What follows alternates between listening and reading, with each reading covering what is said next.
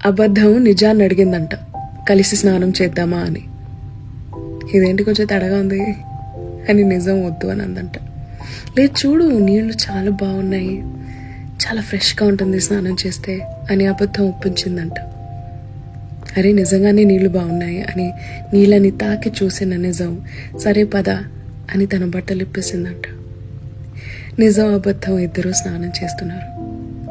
మొహం రుద్దుకుంటున్న ఆ క్షణంలో కళ్ళు మూసుకున్న నిజాన్ని తప్పించుకొని అబద్ధం బయటకు వచ్చి బాత్రూమ్ తలుపు బయట నుంచి వేసేసి నిజం తాలూకా బట్టలు వేసుకుని సమాజంలోకి వచ్చేసింది.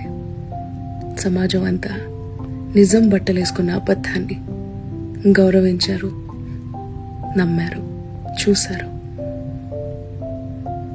బట్టలు లేక సిగ్గుతో బాత్రూంలోనే ఉండిపోయింది నిజం.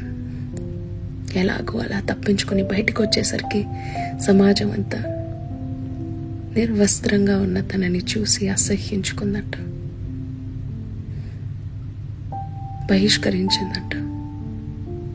సిగ్గుతో ఇంకొక్కసారి నిజం బయటికి రాలేదంట. స్మాల్ స్టోరీ అబౌట్ నిజం అనే అబద్ధం. నచ్చిందా?